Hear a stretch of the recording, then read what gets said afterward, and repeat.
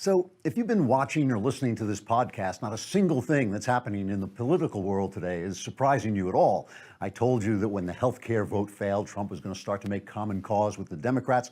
I told you no president would sign on to mass deportations. And by the way, I hate to say this because it makes people angry, but no matter what you think, you wouldn't like it if they suddenly started mass deporting people. Once you saw that on television, it wouldn't be as much fun as you think it would be. So anyway, if you're surprised you weren't listening, and shame on you, you should be listening. But really, with all the stuff I told you, and everybody saying I told you so, and the Trump hating, and Trump making excuses for Trump, and people laughing at people who like Trump, the only real question is what's going on good for the country? Which means, is it good for freedom? So we're going to be talking about that today, and we've got Kurt Schlichter on to join the conversation. Plus, we'll talk about Shapiro's trip to Berkeley and some great Confederate stuff I like. But first, men can't do a lot of things that women can do. We can't bear children or talk complete nonsense and get away with it because we're cute. We can't even stand with our hands on our hips, rolling our eyes and tapping one foot at the same time because it just looks silly when we do it. But at least we can spend a little time each month feeling out of sorts and depressed by visiting our favorite website, Everyday Feminism. Everyday Feminism is the site that empowers women and minorities by making them feel angry over every little thing so that they're never satisfied with anything and ultimately end up alone in their room sobbing because people are sick and tired of hearing them complain. This month's best post on Everyday Feminism is entitled, quote, "Coming out as queer is even more complicated for a fat person," unquote. Now, that title may strike some of you as hilarious, but that's only because you have a sense of humor. To most of the readers of Everyday Feminism, fat queerdom is a deeply serious matter, which of course only makes it that much more hilarious for the rest of us.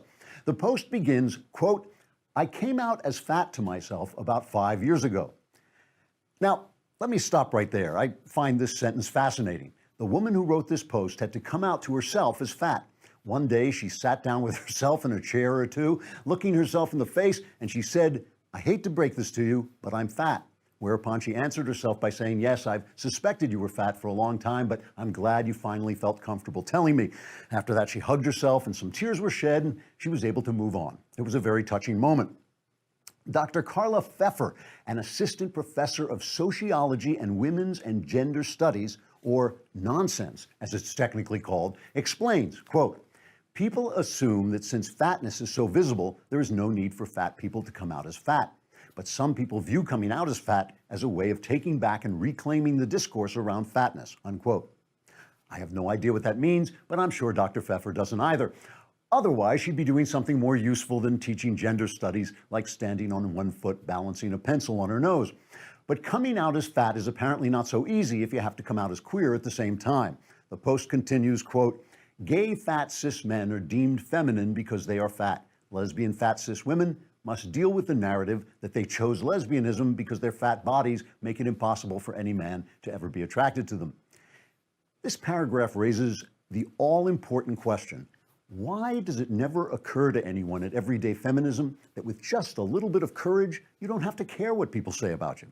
Still, you might want to lose some weight. Trigger warning, I'm Andrew Klavan. This is The Andrew Klavan Show. I feel hunky-dunky, life is tickety-boo. Birds are winging, also singing hunky-dunky-doo. Ship-shape, tipsy-topsy, the world is zippity-zing. It's a wonderful day, hurrah, hooray! It makes me want to sing. Oh, hurrah, hooray! Oh, hooray, hurrah! Gee, it's the brink of the Klavanless weekend already. Man, That was fast. Yeah, that really was fast. And, I'm a little worried about because we got Ben Shapiro going to Berkeley and Antifa, I guess, getting ready to welcome him. So soon we should have the biggest podcast on the Daily Wire. That's great. No, I do not want a Klavanless. I don't want a Klavanless weekend to become a Shapiro-less weekend. So we got Kurt Schlichter coming on, hilarious guy, great writer, terrific writer. Also, we have this new thing coming on called The Conversation, which will start on Tuesday, the 19th. I guess that's this coming Tuesday. Yeah, this coming Tuesday at 5 p.m. Eastern, 2 p.m. Pacific. It lasts for a whole hour. It streams live on Facebook. It'll start with Ben. We'll be doing it this time. And anybody can watch on Facebook, but you have to be a subscriber if you want to ask questions. Now, yesterday we had the mailbag. We solved so many problems. I mean, now all those people who were depressed before are now happy because they were subscribers for a lousy $10 a month. That's all it costs, a lousy $10 a month. You get to ask all the questions you want. And if you subscribe for the year, it's only 100 lousy bucks, and you get the Leftist Tears tumbler. And with Hillary Clinton doing her book tour, the Leftist Tears tumbler is going to come in handy. Watches. That's what you're thinking about, right? You're thinking, stop talking about DACA, start talking about the DREAM Act, stop talking about politics, talk about watches. You know, there is this place. I love watches. I absolutely love watches, but I am one of those guys. I don't mind spending money, but I don't want to spend too much money on something that is basically, you know, it's not a car, it's not a house, it's something that you wear and you like and it makes you feel good. But I love watches. So Movement, which is spelled for some reason MVMT, all the vowels and other letters are just left out, but it's MVMT. Movement has figured out a way to give you really stylish, beautiful watches inexpensively by selling them to you online. That's the whole thing. The company started by two broke college kids who were the same as me. They loved expensive watches, stylish watches, but didn't want to pay a lot of money for them. And so they built this company with watches that start at just $95, that if you were in an apartment store, they would cost you $400, $500. Movement figured out that by selling online, they were able to cut out the middleman and retail markup, providing the best possible price. Classic design, quality construction, styled minimalism. Over 1 million watches have been sold in over 160 countries. And if you go on their website, you'll see why. You'll just take a look at them. You'll understand why they're selling so well. Get 15% off today with free shipping and free returns by going to movement.com, MVMT.com/Andrew. Watch has a clean design. I've got one now, and everybody loves it. It's really nice. It's the time to step up your watch game. Go to movement.com/Andrew, MVMT.com/Andrew. Join the movement. So Trump had dinner with Chuck and Nancy last night. And Chuck and Nancy came out and said, oh, we've got a deal on DACA. We're going to increase border security, and ha, ha, ha, we've heard that before.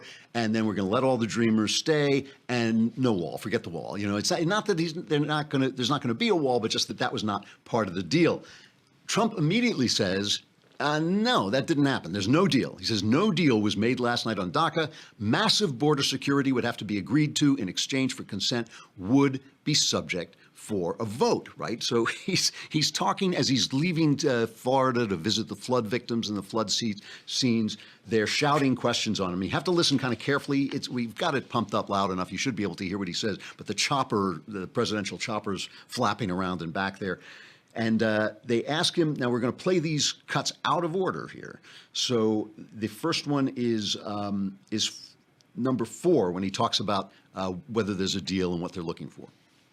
We want to get massive border security, and I think that both Nancy Pelosi and Chuck Schumer, I think they agree with it. But so we met last night with, as you know, Schumer, Pelosi, and a whole group, and I think we're fairly close, but we have to get massive border security. Is there anything?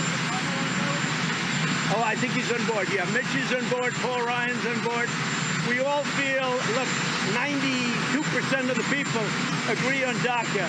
But what we want is very, very powerful border security, okay? I don't know where that 92% number comes from, but he does. He likes that number. He's used it before, 92%. So somebody says, what about the wall? And let's remember, right, the wall is what made him the candidate he was. Build the wall. We're going to build a wall. Mexico's going to pay for the wall. Every time anybody said something, the wall got higher, the wall got taller. You know, well, let's hear what he says. Let's play the cut on the wall. This is number 3. No, I'm sorry, it's not. It's number 2.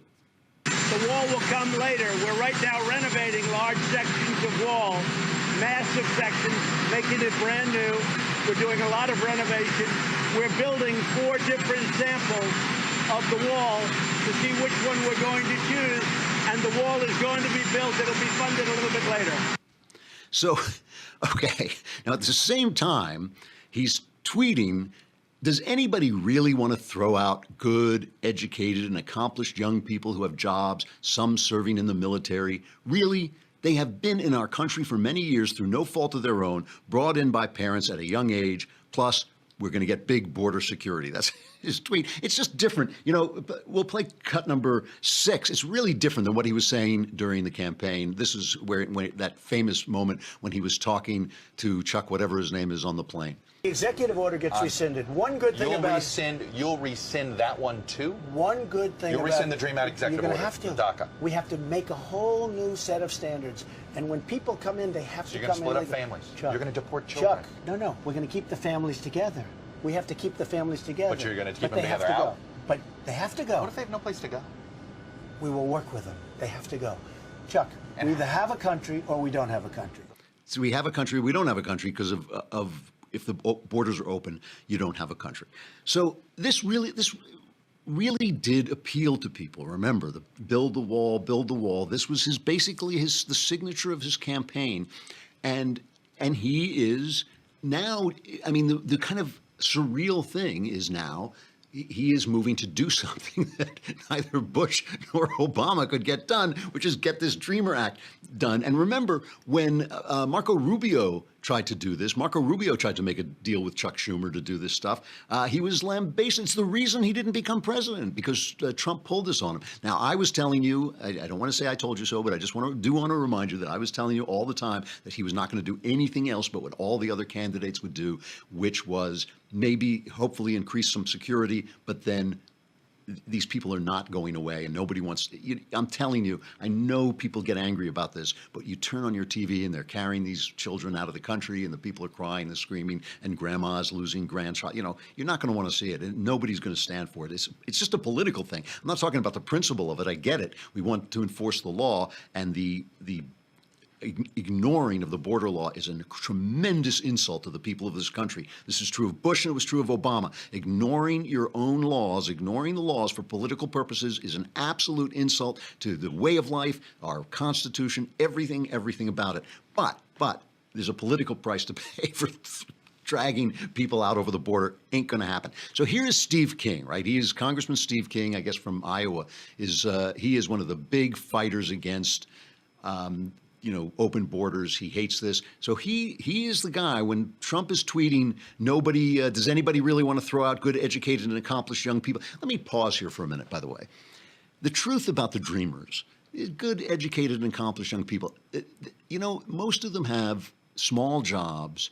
They are employed, and they do have to keep, they're bad, obviously going to be bad ones among so many. It's like something like 700, 800,000 people. But most of these people are people trying to make their way in the world.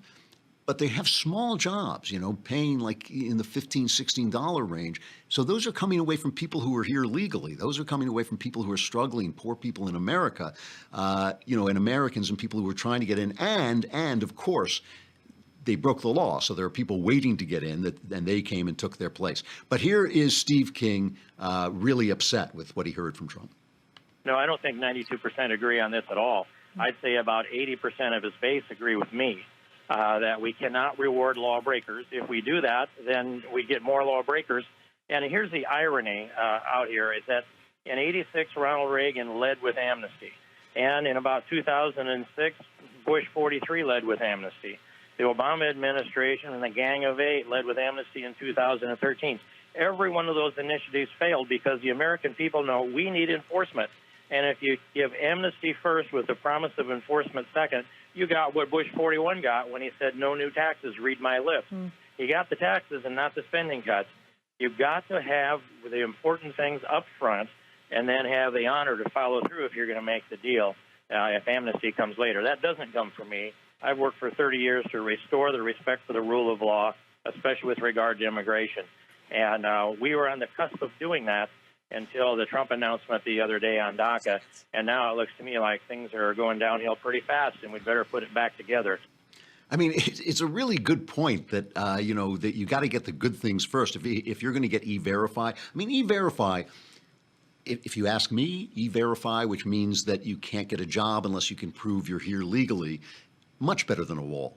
Much cheaper, much better than a wall. If you force businesses to use E-Verify when they hire, no jobs, people go back to Mexico. They self-deport. That is much more effective than a wall, much more effective than dragging people back and forth. The wall, too, by the way, Trump doesn't have to pass a law or pass legislation to get the wall. He's just got to squeeze the money out of Congress because there's already walls there. And he says we're still building that. So I don't know. I'm just talking about the way his base feels. Me personally, I don't care if there's a wall or not. I truly don't. I do care that our laws are enforced, and I don't care if our laws are made more lenient if we need those workers. If we need those workers, make the laws more lenient. I don't care. Just obey the law. So the guys who are in a rough place right now are guys like Sean Hannity. And I like Sean a lot. I mean, I like him both as a person the few times I've met him, and I enjoy his show. But he went in on Trump 100%. He went all in on Trump. And so one of the things he kept saying was that, Trump was going to build this wall. He was going to do what he said he was going to do. So when he heard this, and remember, Trump is saying there's no deal, but what he's saying sounds very much what Chuck and Nancy, as we now call them, Chuck and Nance, I guess we should call them. It sounds the same as what they're saying, but he says we haven't closed the deal. Fair enough. And Sean Hannity tweets out, I blame the Republicans. They caused this. They wanted him to fail and now pushed him into the arms of political suicide, if what Chuck and Nancy are saying is true. This is what Sean Hannity says. Now, the problem with this is I agree that the Republicans put Trump in a position where he was going to go over to the Democrats. But I believe that Trump is a kind of whirlwind of unprincipled narcissism. So I blame the Republicans for not dealing with reality. I blame the Republicans for not saying, oh, we have this tornado coming and we ought to play pinball with him a little bit and we won't get everything we want, but let's see if we can bumper car him into doing some of the things we like. But instead they dithered, they disagreed, they lied. Their lies came to the fore. We all saw that they promised to repeal and replace Obamacare, didn't do it, not going to do it. And so Trump now went over to the Democrats. So it's true what Sean Hannity says, the Republicans misplayed this, but it's not true in the way he thinks it's true, that because, that Trump was this principled guy. He was telling us he was, I mean, it's a really, really different thing. Now, we have to pause here for just a moment to talk about something important, which is probably the biggest expenditure you'll ever have in your life, which is your house. Your house is probably the biggest thing you will ever buy. A lot of your savings is going to go into it. And when you go to do this, and I have done this, I know what this is like. You go in and you go into a bank and you try and get a mortgage, and the guy's explaining to you, when you sign a mortgage, the pack of paper, it's like this. You could stand on it and just go over the top of the wall at the border, and especially now. But it's so complicated that nobody ever thinks to shop for it. What you're doing is shopping for money. You're buying money, borrowing money at a price. But you can actually save, $20,000 or more, right? If you get banks to compete, if you find out the different prices. 80% of people only get one mortgage offer, and if you just go to your bank, it's not that you'll get ripped off. Yeah, you'll get ripped off, but you'll only get ripped off not because they're being dishonest, just because you haven't shopped around. LendingTree doesn't want that to happen. The average LendingTree customer can save $20,000 over the life of the loan. That's average, so it means half the customers could save even more. Whether you're looking for a new mortgage, refinance, home equity loan, LendingTree is the only place where you get up to 5 real offers from America's top lenders, and you can compare them side by side for free, and it only takes about 3 minutes. And by the way, the bank that you're going to may well be on there. So it's like shopping for flights online, only you're shopping for the best mortgage offers for you. Rates always go up or down, but regardless of what's happening with the rates, you can always get the right offer for you with LendingTree.com. Are you sure you have the right deal? You can find out how much you can save today at LendingTree.com/Klavan. What? I said LendingTree.com/Klavan. What? Klavan, Klavan. LendingTree.com/Klavan. LendingTree.com/Klavan. LendingTree LLC, NMLS number 1136. Terms and conditions apply. Go ahead and shop and you'll see how much you can save. All right. So all the different reactions. The reaction that I think was my favorite was on Fox and Friends, because Fox and Friends is like Trump's favorite show, and they're trying to get Trump out of this, and some of these people are just going to make an excuse for him no matter what they do. So I like this take. Is the wall, maybe the wall is just a symbol. Listen to this. Has the wall almost become symbolic? I mean, I know the president ran on it. It was a mantra. But at the same time, border crossings have gone down dramatically. Yeah. And you were talking about how the wall exists in certain forms, and there's money to go to it, has to come from Congress. But do you think we're going to get to the point where maybe they won't build a wall? Look, what Donald Trump has done is proven that he has the political will to actually enforce the current law. Yeah, that's not, you know, you got to go back to campaign Trump here for a minute. This is cut number 2. I'm sorry, cut number 3. My mistake. We're going to build a wall. It's going to be a real wall. It's going to be a wall that's powerful and that people aren't going to be going under or up or around or anything else. It's going to be a real wall. It's going to be a real wall, not a symbolic wall. We're not talking about a symbolic wall. It's a real wall. Then there are the reactions from the Never-Trumpers. I have to say, some of the Never-Trumpers are really good people that I really like. I mean, they're very that's where a lot of the intellectual conservatives are. But the reactions of the Never-Trumpers are to laugh at everybody who believed in Trump. So I'm not in that position because I never really took Trump seriously. You know, as in terms of what he said, his words never matched his actions.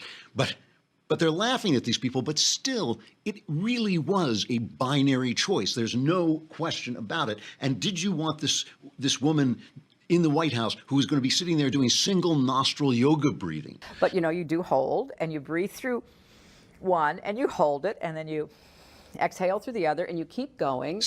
So that would have been your president if you hadn't gotten Trump. So Trump is still better. For me, look, all I care about is what's good for the country. I think there are some real moral hazards in letting the dreamers stay. I think that it makes an incentive for more people to come over. I think it shows people that the president's word is no good. I think it really can be a problem in those terms. But in the terms of that, like people like Ann Coulter, who really feel that this is this onslaught, or the people like candidate Trump who thought these, you know, mostly rapists and killers coming in, I really don't think that's as big a problem. We have handled immigration before. Pardon me. We've handled immigration before, and we can handle it now. Have we got Kurt? I am. All right. Let's bring on Kurt Schlichter to discuss this further. Kurt Schlichter. There he is. We've got half your head, Kurt. We got to move your camera up so I can see the top of your head, or down, or whatever. There you, or just lower your chair. Kurt is the author and senior columnist at townhall.com. He is a named partner at a growing Los Angeles trial law firm, a retired Army infantry colonel with a master's in strategic studies from the United States Army. He's also just a terrific writer. He's got 2 novels we're going to talk about, and you can find him on Twitter at Kurt Schlichter, KurtSchlichter. How you doing? I can't hear him. Hold on, I can't hear you, Kurt. Just a minute. Of course not. Of course no one can hear me. Okay, try again. Because it's that kind of day. No. Can you hear me? Now I got you. Okay. Okay, great. Because everything isn't going wrong today.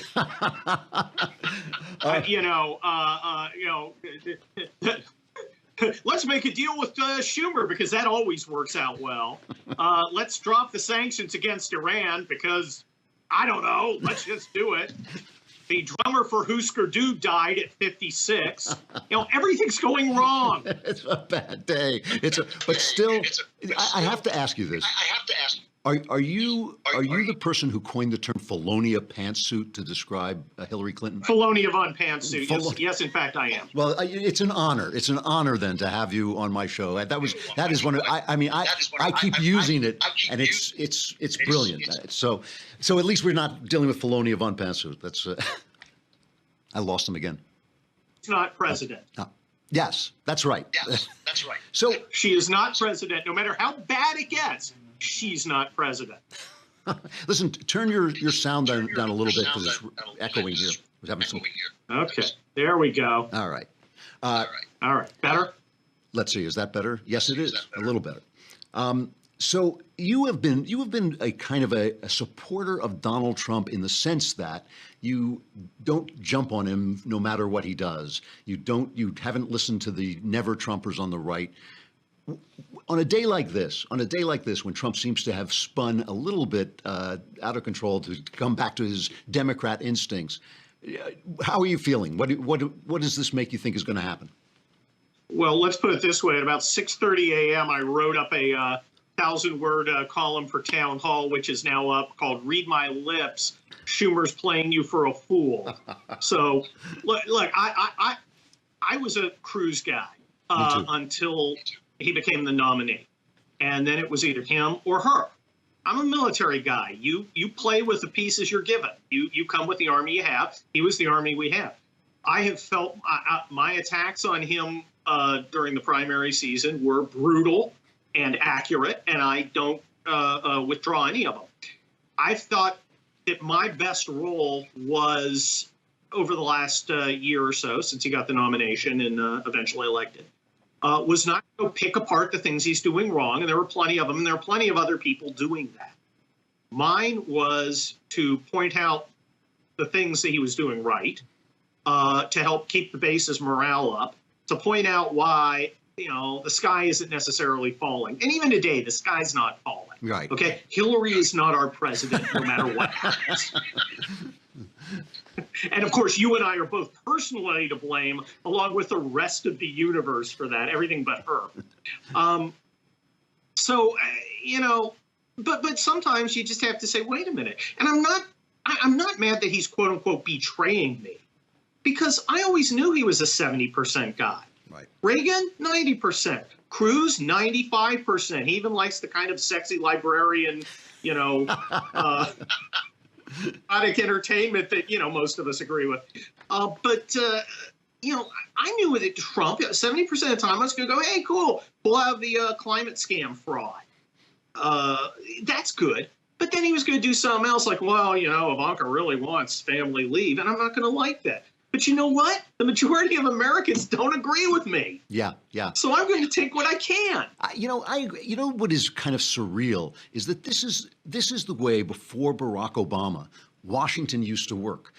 People lied and they went in and they made deals and they compromised, and people followed their personalities. It's amazing that an offbeat president like Trump, a really outlandish president like Trump, is actually bringing us back to normalcy after the Obama years. I mean, we've been sold this idea that Obama was a terrible president, and he was an ideologue, and now suddenly things are moving, things are flowing a little bit. Look, I think that, guys like you and me who follow this stuff and are emotionally invested in it, I get angry when he doesn't do something that's super conservative. Sure. Because I'm conservative. But, I've been listening, I listen to some talk radio, listen to some normal people, and there's some people out there going, well, I'm a pretty conservative guy, but I like that he's getting some done. Yeah. And there are people out there who don't have my agenda. And one of the things I've learned in the last 2-3 years is a lot of Americans don't have my exact agenda. And I think a lot of people in Conservative Incorporated, of which I am a member, forgot that normal people have a little bit different interests than we do. Yeah. And, for instance, free trade. I love free trade. But was I thinking about the guy at the carrier plant who's 58 years old and suddenly gets told, your job's going to Juarez, you have a kid in college, you got a mortgage, maybe you should take up coding for $8 an hour if you can find a job, because Milton Friedman says so. Yeah, well, that's exactly right. And, conservatives, in fact, people who love freedom, who put freedom first, are always in the minority. We always have to find friends who have other interests to join with us, and we always have to make compromises. And actually, there's so many on the right who do not understand that simple fact that we are the minority. Being a conservative is like being a fan of a really good band that hasn't signed yet and nobody else knows about. Yeah. And it's like, well, you got your Nickelback, but I'm listening to, the Electric Prunes too, The Quickening. So it's just.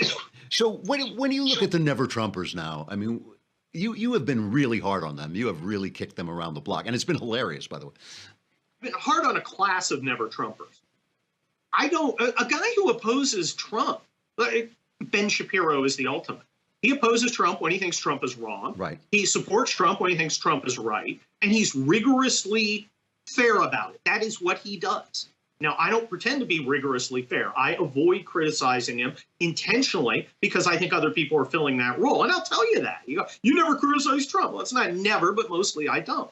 Because that's not, I'm not a critic. I'm an advocate. Mm-hmm. I'm a trial lawyer in real life, and I do dress like this. And I want my side to win, and I think I best serve it by advocating. Now, a lot of the Never Trumpers, though, I think are mad because Trump and his movement, which is really bringing in to the Republican Party, which was very concerned with being on the right, they're bringing in now an anti-establishment axis. So it's an uncomfortable coalition between people who are primarily right-wing and people who are primarily anti-establishment.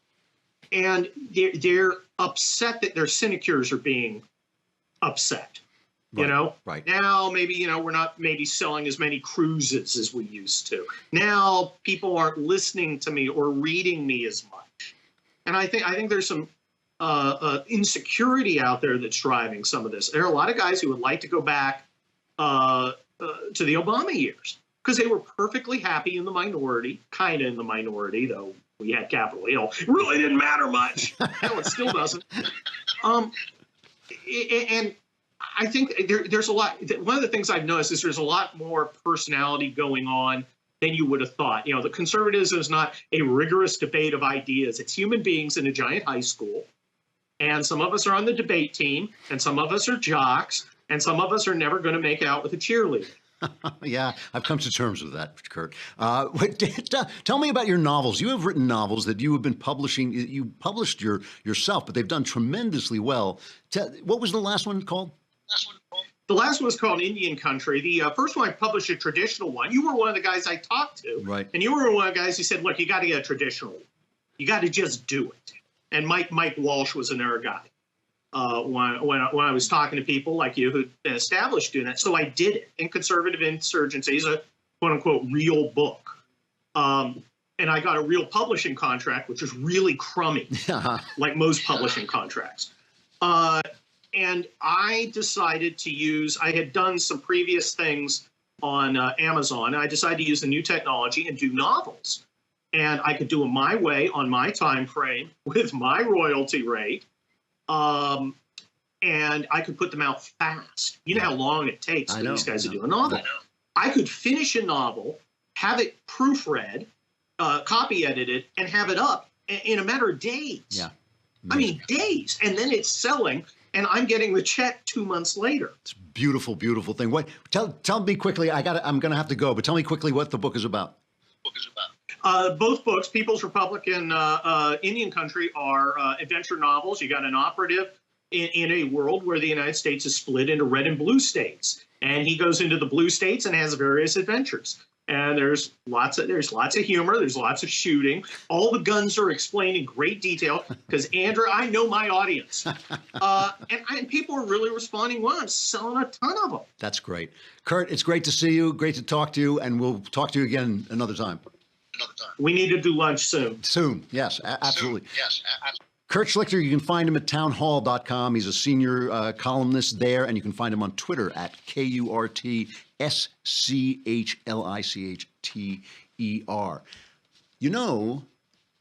If you're searching for life insurance, this is something that like nobody likes to talk about. Nobody likes to talk about life insurance because it's implied that maybe something you won't be here forever. But you won't be here forever, and you got to take care of the people who are left behind, not just your kids, not just your spouse, but also your parents might need some money when if something happens to you.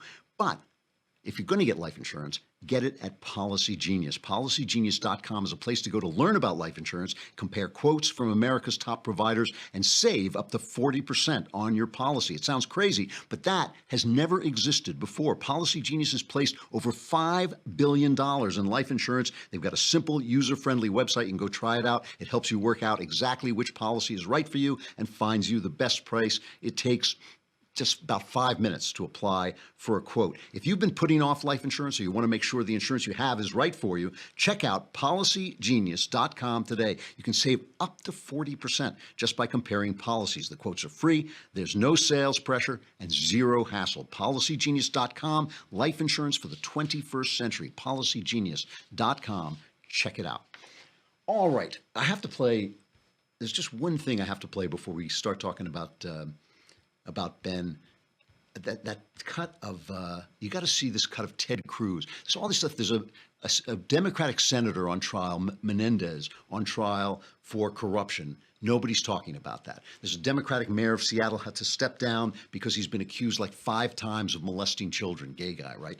And he stepped down. They covered that, but they don't mention he's Democrat. They just don't use the word Democrat. They do the same thing in the Menendez trial.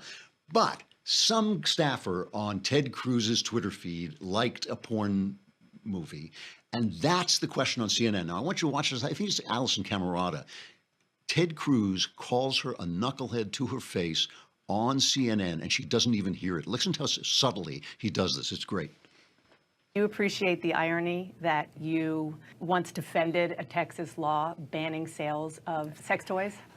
No, actually, I mean, that's a good example, Dana, of where the media runs with things that are just totally false. What's false about that? So what is false about that? So I've read online, you know, Cruz supports banning sex toys. No. That's complete the sales. nonsense. I reread the brief this morning. So the sale of it. All right. I spent 5.5 years as the Solicitor General of Texas. I worked for the Attorney General. The Attorney General's job is to defend the laws passed by the Texas legislature. I get it, yep. One of those laws was a law restricting the sale of sex toys. It was a stupid law. Listen, I am one of the most libertarian members of the Senate. I think it's idiotic, but it's an opportunity for knuckleheads in the media to claim, oh, isn't this ironic that Cruz wants to ban these things? I No, can't believe don't. I'm going to say... People ought to be able to do what they want. I can't believe I'm going to to ask you this, but so you're officially saying Ted Cruz is okay with people buying sex toys? I am saying that consenting adults should be able to do whatever they want in their bedroom. So they said the headline was Ted Cruz is okay with sex toys, but actually it's Dana Bash. I said Allison Camerata. They all look alike to me. It's Dana Bash. And she says to him, "Isn't it ironic that you back this?" And he said, "No, it gives a chance for knuckleheads in the media to call it ironic." And she's still looking at him like, wait, did I just get called a knucklehead? I'm not sure. Yes, you did. Anyway, Ted Cruz absolutely handling that brilliantly. So let's talk about Ben. Ben Shapiro is going to Berkeley, and he's now become the news. He has become the news because I'm reading about him in the New York Times. I'm reading about him in the Wall Street Journal. There was an editorial today. And every time I see the story covered, it says Berkeley braces for Ben Shapiro. Berkeley braces for the arrival of Ben Shapiro. And I keep thinking, we here at the Daily Wire, Ben arrives at the Daily Wire every day. We never brace for him. Why? Because he's a perfectly pleasant, decent human being who comes in and does his work and chats with everybody amiably and then goes home like the rest of us do. There's no reason to brace for Ben Shapiro, and that's not what they're bracing for. They're bracing for the leftist thugs who create violence when people try to exercise their right to free speech. That's what they're bracing for, and it's just an incredible example of the leftist tendency of media, even on Fox News, because they're all in the same kind of bubble together, no matter what their opinions are. They're all in the same kind of bubble where they're saying, oh, they're bracing for Ben Shapiro. They're not bracing for Ben Shapiro. They're bracing for Antifa. Yesterday, I tweeted that, they're not, Ben never hurt anybody. They're not bracing for him. And people were actually tweeting back at me, you can't say Ben never hurt anyone. He hurt people's feelings, and that's important. No, it's not. It's not important that you hurt people's feelings. It's important if you hurt your wife's feelings. It's important if you hurt your children's or your friends' feelings. But when you're a thinker and a speaker, people are coming to you to seek for truth. You may not be right. You're just seeking for truth. Everyone who speaks and seeks for truth is going to hurt someone's feelings. Martin Luther King hurt people's feelings. Everybody who seeks the truth is going to hurt people's feelings. That's what free speech is about. You don't have to go to these things. You don't have to go. And the New York Times, Barry Weiss in the New York Times, which is a former newspaper, you may have heard of it. She writes this thing where she says she supports Shapiro. She says the brouhaha over Ben Shapiro is significant, not because of what might go down Thursday at Berkeley, but because it is a perfect exhibition of a much broader phenomenon, increasingly apparent in the wake of Charlottesville, the sloppy conflation between actual white supremacists and run-of-the-mill conservatives, libertarians, and classical liberals, whose main beef is with some on the left who seem like they'd rather do without the First Amendment. And that, first of all, is not sloppy. The New York Times does it on purpose. Most of the mainstream media does it on purpose. They link us together. We have to answer the question. Any conservative, especially a senator, has to answer the question, do you support, the neo-Nazis? But none of the senators and none of the congressmen on the left have to answer whether they support Antifa, who are fascists. They call themselves anti-fascists, but so what? I call myself a gazelle. That doesn't make me a gazelle. They're fascists. You know, and I just think that this is, this is an example. I disagreed with the New York Times because it's not about the fact that Ben is a decent guy putting forward a perfectly reasonable opinion. Even if he weren't, he'd have the right to free speech. Your feelings don't matter. He has the right to free speech. This is how we find the truth, by listening to one another or refusing to listen to one another and staying home. This is how mankind moves forward. The only way. We've tried everything else. This is the way that works. My favorite reaction to this has come from The Onion, which says, there's an article in The Onion, college encourages lively exchange of idea. From Boston, saying that such a dialogue was essential to the college's academic mission, Trescott University President Kevin Abrams confirmed Monday that the school encourages a lively exchange of one idea. As an institution of higher learning, we recognize that it's inevitable that certain contentious topics will come up from time to time, and when they do, we want to create an atmosphere where both students and faculty feel comfortable voicing a single homogeneous opinion, said Abrams, adding that no matter the subject, anyone on campus is always welcome to add their support to the accepted consensus. Quote, whether it's a discussion of a national political issue or a concern here on campus, an open forum in which one argument is uniformly reinforced is crucial for maintaining the exceptional learning environment we have cultivated here. It's a lively exchange of idea. All right, let us have stuff I like. Stuff I like as we head into the Klavanless weekend. You know, we had Victor Davis Hanson on last week, and I was talking to him about taking down Confederate statues, and he was, he's a historian, and he was talking about, the fact that these things are don't just represent what the person who is memorialized represents, but they represent history, and you can be an adult and discuss history and understand that you might represent someone's you might be representing a moment in history without agreeing with the thing that person stood for. But, and he mentioned, while he was talking, he mentioned Joan Baez's recording, famous left-wing protest singer, folk singer. He mentioned her recording The Night They Drove Old Dixie Down, which is about a working class guy in the South remembering the day that Dixie fell and how his brother died, and he's a working man. His name is Virgil Caine, and she basically plays out that thought. And this is largely considered one of the great rock songs or folk songs of all time. It constantly makes those lists, of like the top 20 or top 100 songs. It was absolutely iconic in its time, even if people have forgotten it. And the thing is, it is part of a tradition that the West, that has been with the West from the very beginning. When you go back to the earliest, take the Iliad. The Iliad, is written by a Greek, but the Trojans, it's about the Greek-Trojan War, but the Trojans come across as noble people. Hector is really the most heroic person in the Iliad. The Persians, right? They beat the Greeks, beat the Persians, and then Aeschylus wrote the Persians, where he looked at things from the Persians' point of view. The Trojan Women by Euripides, the same thing. In the Middle Ages, they had the Song of Roland, which had the Muslim hero Saladin. It was about the Crusades. Roland it was a crusader, went off in the Crusades, but he talked about Saladin, the great Muslim hero, on the other side, and he's represented as a noble person. At the end of the Civil War, Abraham Lincoln exemplified that tradition by welcoming the South back without wanting to impose on them terrible fines, without really wanting to crush them. Basically, if you come back, you're back. And many of the people who fought on the Confederate side were buried in federal graves, so they were celebrated as American soldiers, and that is part of the tradition of the West. So these clowns who are going around attacking the Confederacy, pulling down Confederate statues, and of course already moving on to Thomas Jefferson and the rest, these people are violating one of the most important principles of the West, the principles of preserving history, of understanding the other guy's point of view. I mean, that is essentially what the West is about, is understanding the other guy's point of view, even as you fight for and stand for your principles. There was a movie called Gods and Generals, came out in 2003. I can't remember if they put it on TV first and then released it, but it had Robert Duvall playing Robert E. Lee. And there's this wonderful speech where he looks out at the Potomac and somebody says, oh, that's where George Washington crossed the Potomac. And General Lee says, never mind that. That's where I met my wife. And he starts to talk about what the land means, because Robert E. Lee was offered the generalship of the Union troops and he turned it down because he was loyal to his land. And this is this great speech, Robert Duvall as Robert E. Lee, talking about what the Yankees can't understand about the South. There's something these Yankees do not understand, will never understand. You see these rivers and valleys and streams, fields, even towns, they're just markings on a map to those people in the war office in Washington.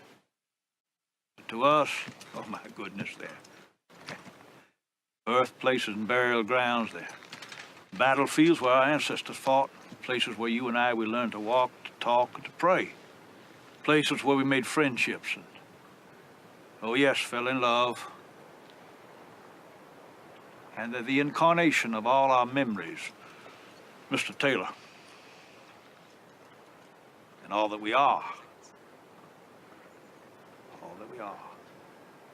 See, that kind of loyalty to the land is something we remember about people, and something that makes people noble. And we even understand this of some of the Germans who fought for the most horrible philosophy ever. We understand that some of them fought for their country because they didn't catch on that maybe their country had left them.